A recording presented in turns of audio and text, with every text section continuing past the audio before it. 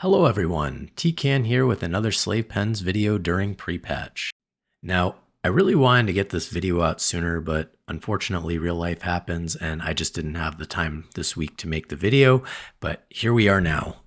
So the reason why I wanted to make this was because I did want to show that yes, this is possible in pre-patch. No, you don't need glyphs to do it, and the XP is still insane. So each run's going to take about 15 minutes to do, so about 4 per hour, and in total it's about 350,000 experience. Now everything's timestamped in the video, but I will share my gear, talents, and glyphs during the poll just to save some time. So this poll's going to be exactly the same as the other Death Knight video that I did, except the only difference is this is now live, whereas the other one was beta. But in case you didn't see that video, I'll go ahead and walk you through this one. So for this first pull here, we're going to position ourselves in between both groups of crabs, and then when that first pack is behind us, we'll go ahead and pull that, and then run through the second pack to pull that as well. This next group can be a little bit difficult to run by, so we are just going to use our Hunger and Cold here to freeze everybody in place. Now, it is also worth mentioning that you do have a Strangulate to silence, as well as a Death Grip to interrupt, just in case if there happens to be 2 spellcasters in that pack.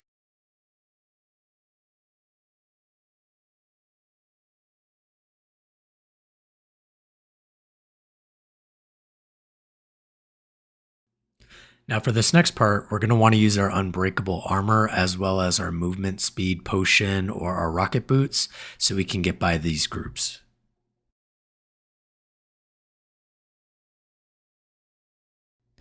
And then we'll go ahead and death coil this pack on the left, and then chains of ice the 2 mobs in front of us.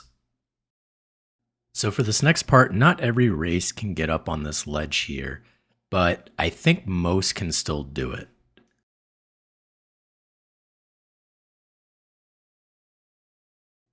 So once we're up here, we're just going to let all the mobs run by. And I know I was doing this pull in the other video up front, but I actually found this spot to be a lot easier to do this style of pull. Just with the way Death Knight AOE works, it's a lot more manageable this way. And it also gives you a lot more room to work the pack. So doing the pull is actually the hardest part of this.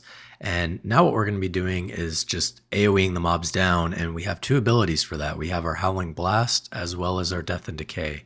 So every time we're just going to keep turning the mobs around by jumping up on the ledge, and then we'll jump off and do a Howling Blast as well as our Death and Decay. And this should take about 10 to 12 minutes to kill the whole entire pack. Now, the only mobs that you really need to worry about here are the technicians, because those will pull as well. And those are the ones that'll do an AoE fire on top of you. But because you have this whole backspace to move around, it's actually pretty easy. You just move out of the rain of fire and then juggle the rest of the pack in between the technicians until they're finished casting. You'll be able to see this happen a couple of times throughout this pull, but now that that's done, let's go through talents and glyphs.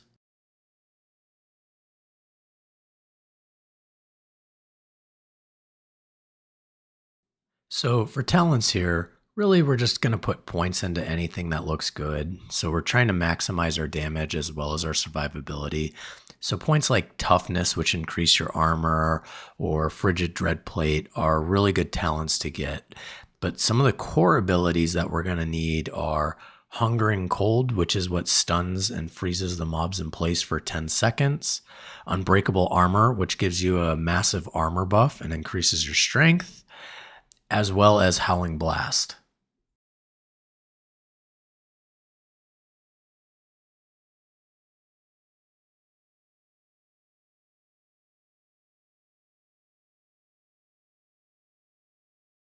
So for this video, I'm actually not using any glyphs because this is pre-patch and there's really no glyphs to get for what I'm doing here. But if you were to do this in Wrath, the 2 glyphs that you would want is Glyph of Death and Decay, which increases your damage, and Glyph of Howling Blast, which actually applies Frost Fever to all the targets hit by Howling Blast, which increases your AoE damage significantly.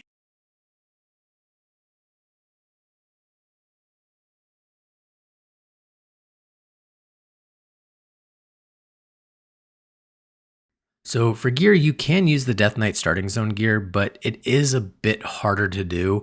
So some substitutes are, I'm using the Dark Soul set, which are legs, chest, and shoulders. And this set gives you plus 40 to hit. And then I'm also using the new high-powered flashlight that they gave engineers, which is a BOE trinket, and that gives you another plus 24 hit. So really you want to try to maximize your plus defense and your plus hit here because these mobs are a little bit higher and they tend to daze and resist you. Another strategy is you can also look at the auction house to look for any greens with hit or defense on it. This could be a cheap way to pick up some extra stats. So for enchants here, I'd really be focusing on survivability with health and defense. For instance, you can get a plus 16 defense enchant to your chest, and you can also get a plus 12 defense enchant to your bracers, which this will significantly reduce the chance that you're going to get dazed when trying to do pulls. So I'm going to go ahead and speed this part up where I'm killing all the mobs, and then I'm going to show you about how much XP I got after doing this for about 55 minutes to an hour.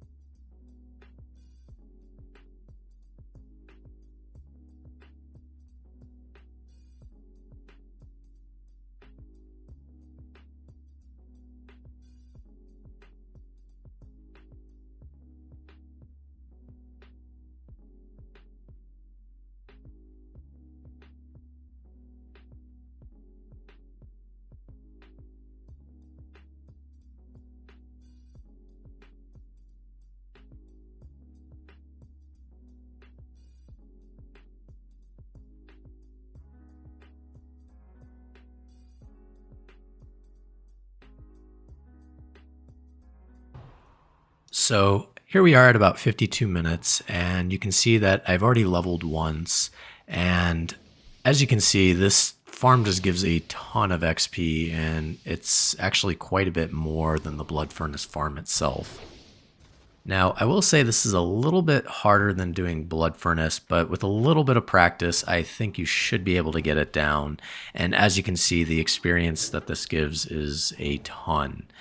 But that's going to be it for me. If you enjoyed this video, I would really appreciate it if you liked the video and consider subscribing to the channel for future content. Thanks, and I will catch y'all next time.